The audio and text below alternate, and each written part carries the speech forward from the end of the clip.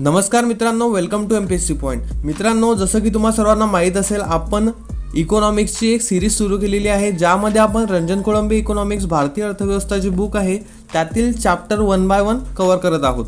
तर आपण त्यातील 3 चॅप्टर टोटल कव्हर केलेले आहेत व त्यातील चौथं जे चॅप्टर आहे ते आपण हाफ कव्हर केलेलं आहे. तर आता आपण त्यापुढील हाफ चॅप्टर या व्हिडिओमध्ये कव्हर करणार आहोत. चला तर आजच्या व्हिडिओला सुरुवात करूया.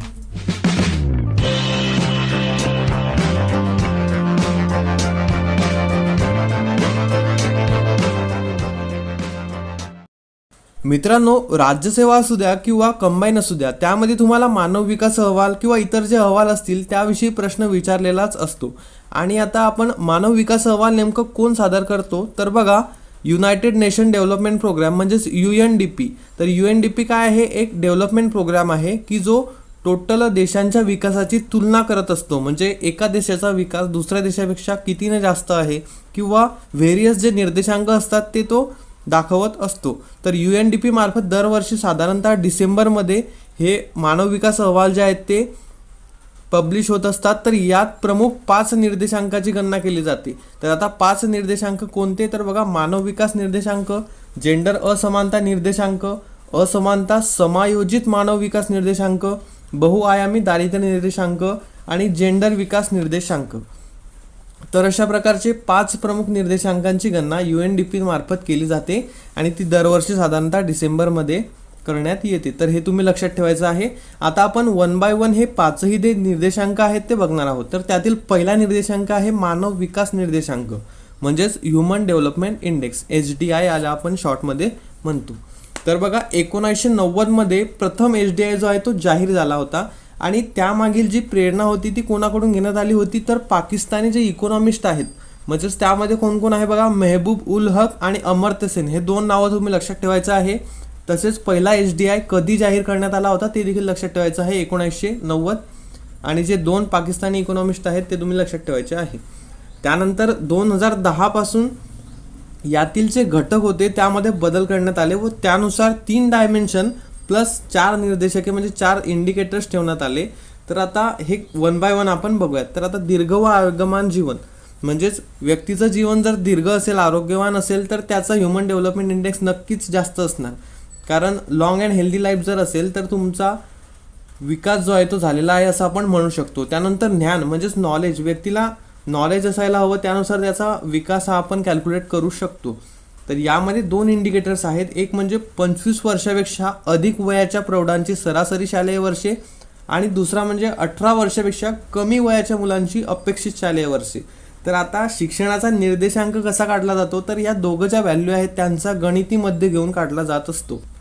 मित्रांनो, मी जे प्रत्येक वाक्य बोलतो आहे ते अगदी तुम्ही काळजीपूर्वक ऐका. त्यानंतर चौथं जे निर्देशक आहे ते म्हणजे चांगले जीवनमान, म्हणजे डिसेंट स्टँडर्ड ऑफ लिव्हिंग. यानुसार तुमचा मानवी विकास जो आहे तो कळत असतो. आता प्रत्येक निर्देशांक काढला जात असतो व त्यासाठी एक स्पेसिफिक सूत्र किंवा फॉर्म्युला वापरला जात असतो. तर तो फॉर्म्युला कोणता आहे बघा, स्क्रीनवरती तुम्ही बघू शकतात. निर्देशांक बरोबर प्रत्यक्ष मूल्य वजा किमान मूल्य डिवायडेड बाय महत्तम मूल्य वजा किमान मूल्य. तर या फॉर्म्युल्यानुसार प्रत्येक या व्हॅल्यू ज्या आहेत त्या कॅल्क्युलेट केल्या जातात आणि निर्देशांक आपल्याला फायनली मिळत असतो. तर मित्रांनो, मानव विकास निर्देशांक जो आहे तो 0 ते 1 याचमध्ये त्याची व्हॅल्यू जी आहे ती असते. तर त्यानुसार देशांचे काही गट केले जातात. तर बघा, 4 गट केले जातात: निम्न, मध्यम, उच्च आणि अत्युच्च. तर हे तुम्ही लक्षात ठेवायचं आहे आणि त्यांच्या व्हॅल्यू, त्यांच्या किमती ज्या आहेत त्या किती ते कितीच्या दरम्यान असतात हे देखील तुम्ही लक्षात ठेवणं गरजेचं आहे. तर आता जर ह्युमन डेव्हलपमेंट इंडेक्स 0 ते 0.550 या दरम्यान असेल तर ते देश निम्न मानव विकास देश म्हणून ओळखले जातात. त्यानंतर ह्युमन डेव्हलपमेंट इंडेक्स म्हणजेच HDI 0.550 ते 0.699 या दरम्यान असेल तर मध्यम मानव विकास देश असतात.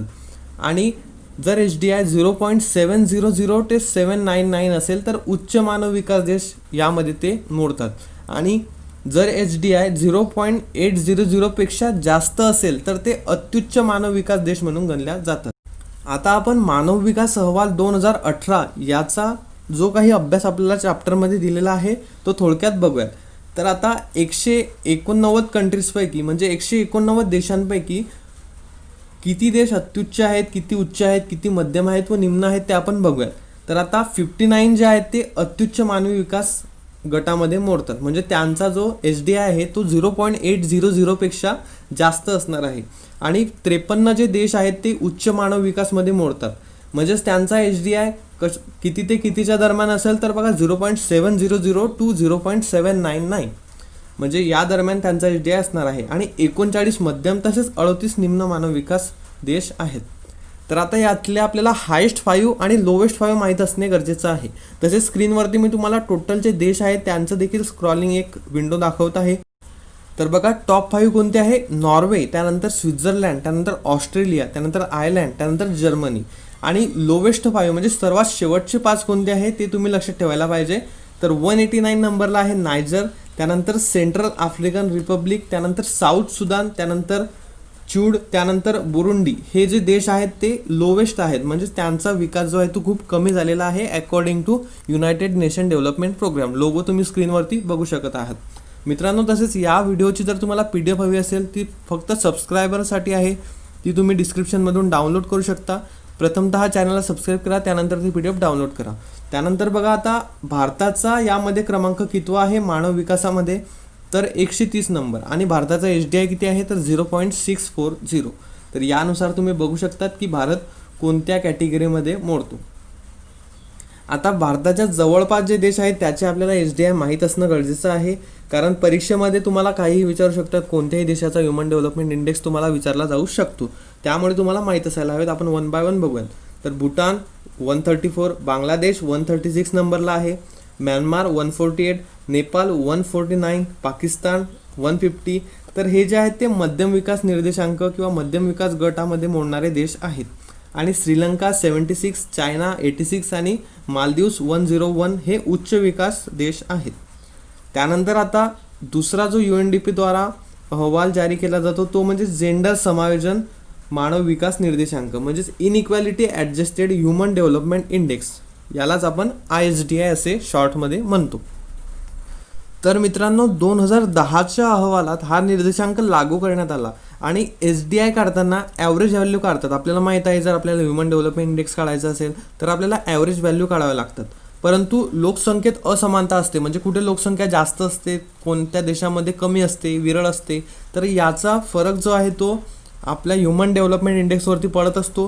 त्यामुळे ही जी असमानता आहे लोकसंख्येमधील ती ॲडजस्ट करून काढलेल्या HDIला ISDI म्हणजेच inequality adjusted human development index असे म्हणतात. आता ॲडजस्टेड इथं तुम्हाला शब्द दिसतो किंवा समायोजित हा शब्द दिसतो. तर त्यामुळे तुम्हाला समजायला हवं की ही काहीतरी ॲडजस्टमेंट करून एक व्हॅल्यू काढलेली आहे. तर त्यानुसार ISDI लक्षात ठेवायचं आहे. ISDIचे मूल्य HDI पेक्षा जसे जसे कमी होईल तशी तशी असमानता जी आहे ती वाढत जाईल. त्यानंतर पुढचा निर्देशांक आहे मित्रांनो लैंगिक असमानता निर्देशांक, म्हणजे जेंडर इनइक्वॅलिटी इंडेक्स, GII याला शॉर्टमध्ये आपण म्हणतो. तर हा देखील 2010च्या अहवालामध्ये लागू करण्यात आला आहे. GDI म्हणजे gender development index plus GEM म्हणजे जेंडर इम्पॉवरमेंट मेजरची याने जागा घेतलेली आहे. यामध्ये 3 निकष आहे. कोणकोणते? तर जनन आरोग्य म्हणजेच रिप्रोडक्टिव्ह हेल्थ आणि 5 निर्देशांक आहेत. यामध्ये बघा जनरल आरोग्य हा निकष आहे व त्यामध्ये निर्देशांक कोणकोणते येतात? तर माता मर्त्यता म्हणजेच मॅटर्नल मोर्टॅलिटी आणि किशोरवयीन जन्यता म्हणजेच ॲडोलसन्स फर्टिलिटी. तर यानुसार हा जो इंडेक्स आहे तो कॅल्क्युलेट केला जात असतो. त्यानंतर सबलीकरण म्हणजेच एम्पॉवरमेंट, यामध्ये संसदीय प्रतिनिधित्व पार्लिमेंटरी रिप्रेझेंटेशन येत असतं. त्यानंतर शैक्षणिक स्तर येत असतो म्हणजेच एज्युकेशनल अटेनमेंट. आणि तिसरा जो निकष आहे तो म्हणजे श्रम बाजार म्हणजेच लेबर मार्केट. तर यांची जी ॲव्हरेज व्हॅल्यू आहे ती कॅल्क्युलेट करून जेंडर इक्वॅलिटी इंडेक्स जो आहे तो काढला जात असतो. त्यानंतर नेक्स्ट जो इंडेक्स आहे तो बहुआयामी दारिद्र्य निर्देशांक म्हणजेच मल्टी डायमेन्शनल पॉवर्टी इंडेक्स. तर मित्रांनो, या इंडेक्सची सुरुवात कोणी केली? तर UNDP आणि ऑक्सफर्ड युनिव्हर्सिटी यांनी 2010 मिळून या इंडेक्सची सुरुवात केली.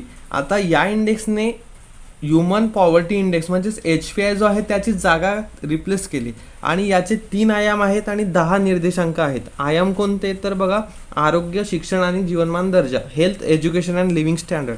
तर 10 निर्देशांक कोणते? न्यूट्रिशन, चाइल्ड मोर्टॅलिटी, शालेय वर्ष, बालक पटसंख्या, मालमत्ता, वीज, पाणी, स्वच्छतागृह, स्वयंपाकासाठीचे इंधन, जमीन म्हणजेच अस्वच्छ जमिनीवरील जगणे. तर अशा प्रकारे मल्टी डायमेन्शनल पॉवर्टी इंडेक्स या सर्व व्हॅल्यूची ॲव्हरेज व्हॅल्यू कॅल्क्युलेट करून कॅल्क्युलेट केला जात असतो. त्यानंतर नेक्स्ट इंडेक्स आहे तो म्हणजे gender development index GDI, gender विकास निर्देशांक याला आपण मराठीमध्ये म्हणूयात. त्यानंतर UNDPने 2014च्या अहवालापासून याची सुरुवात केलेली आहे. तर हा GDI कसा कॅल्क्युलेट केला जात असतो, तर महिलांचा HDI म्हणजेच महिलांचा ह्युमन डेव्हलपमेंट इंडेक्स अपॉन पुरुषांचा HDI या दोघांचं जे गुणोत्तर आहे ते कॅल्क्युलेट केल्यानंतर आपल्याला GDI जो आहे तो मिळत असतो. त्यानंतर आता काही मिलेनियम डेव्हलपमेंट गोल्स आहेत, MDGs आहेत, ते परीक्षेमध्ये आपल्याला बऱ्याच वेळा प्रश्न यावरती विचारला जात असतो. सहस्त्रक विकास लक्ष्य याला मराठीमध्ये म्हणतात. सप्टेंबर 2000 मध्ये संयुक्त राष्ट्र सहस्त्रक परिषदेमध्ये गरिबी, भूक, रोग, निरक्षरता, पर्यावरणीय ऱ्हास आणि महिलांविरोधी भेदभाव हद्दपार करण्यासाठी ही गोल्स जी आहेत ती ठरवण्यात आली. आणि सुरुवातीला या गोल्समध्ये 8 ध्येये, 18 लक्ष्ये आणि 48 निर्देशके होती. 1 जानेवारी 2000 ते 31 डिसेंबर 2015 साठी ही निर्देशके ठरवण्यात आलेली होती. म्हणजेच 15 वर्षासाठी ही निर्देशके ठरवण्यात आली होती. 2003 मध्ये 8 ध्येये, 18 लक्ष्ये व 53 निर्देशके म्हणजेच 8 गोल्स, 18 टार्गेट्स अँड 53 इंडिकेटर्स एवढा आराखडा जो आहे तो स्वीकारण्यात आला. आणि पुढे 2008 मध्ये त्यात बदल करून 8 ध्येये, 21 लक्ष्ये व 60 निर्देशके असा संशोधित आराखडा जो आहे तो स्वीकारण्यात आला.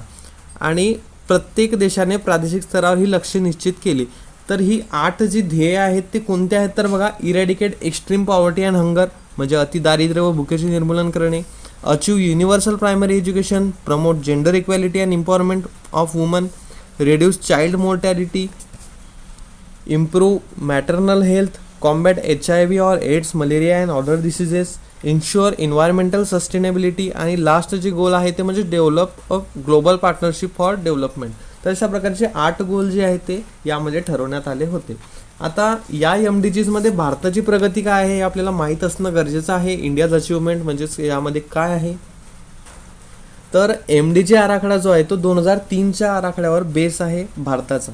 यामध्ये 8 गोल, 12 टार्गेट्स, भारताशी संबंधित 12 टार्गेट्स आणि 35 इंडिकेटर्स आहेत. फेब्रुवारी 2015 मध्ये सांख्यिकी व प्रकल्प अंमलबजावणी मंत्रालयाने MDGच्या साध्यतेबाबत इंडिया कंट्री रिपोर्ट जो आहे तो जाहीर केला. आता इंडिया कंट्री रिपोर्ट यामध्ये काय असणार आहे की भारताने किती टार्गेट जे आहे ते कंप्लीट केले, किती गोल्स कंप्लीट केले किंवा किती इंडिकेटर्स भारताचे आहेत. तर UNDPच्या ॲनालिसिसप्रमाणे 12 पैकी 4 लक्ष्य जी आहेत ती भारताने वेळेवर पूर्ण केली. आणि याबद्दल गव्हर्नमेंट ऑफ इंडियाने काय म्हटलं की आम्ही 6 लक्ष्य पूर्ण केली. तर फक्त तुम्ही लक्षात ठेवायचं आहे की 4 लक्ष्य वेळेवर पूर्ण केली. तर ती कोणती पूर्ण केली? दारिद्र्य रेषेखाली लोकांचे प्रमाण निम्मे करणे, शिक्षणातील जेंडर असमानता नष्ट करणे, HIV और एड्सचा प्रसार थांबवणे, खाजगी क्षेत्राच्या सहकार्याने माहिती व संचार तंत्रज्ञानाचे फायदे उपलब्ध करून देणे. तर अशा प्रकारची 4 जी ध्येय आहेत किंवा जी लक्ष्य आहेत ती पूर्ण भारताने केली. त्यानंतर आता काही SDGs देखील आहे म्हणजे सस्टेनेबल डेव्हलपमेंट गोल्स देखील आहेत, शाश्वत विकास लक्ष्य. 2016 ते 2030 या 15 वर्षाच्या कालावधीसाठी शाश्वत विकास लक्ष्य स्वीकारली आहेत. तुमचा सस्टेनेबल डेव्हलपमेंट हा जो चॅप्टर आहे तो प्रिलिमसाठी अतिशय महत्त्वाचा आहे व त्यामध्ये हा पॉईंट देखील महत्त्वाचा आहे, शाश्वत विकास लक्ष्य. तर 25 ते 27 सप्टेंबर 2015 दरम्यान न्यूयॉर्क येथे 70व्या संयुक्त राष्ट्र शाश्वत विकास शिखर परिषदेमध्ये transforming our world the 2030 agenda for sustainable development या शीर्षकाचा अहवाल स्वीकारला व त्यासाठी भारताने देखील त्यामध्ये सहभाग घेतला. संपूर्ण जगासाठी 17 SDGs जी आहे ती सुधारण्यात आली आहे आणि यांना ग्लोबल गोल्स देखील आपण म्हणतो. तर मित्रांनो अशा प्रकारे आपण हे टोटल चॅप्टर जे आहे ते कव्हर केलेलं आहे. मित्रांनो व्हिडिओ खूप लॉंग आहे परंतु तो तसाच तेवढाच इन्फॉर्मेटिव्ह देखील आहे. त्यामुळे व्हिडिओ तुम्ही शेवटपर्यंत बघण्यासाठी तुमचे धन्यवाद. व्हिडिओला नक्की लाईक करा आणि चॅनलला नवीन असाल तर सबस्क्राईब करा. तर मित्रांनो आजच्या व्हिडिओसाठी एवढेच, भेटूया पुढच्या व्हिडिओमध्ये. Thank you for watching.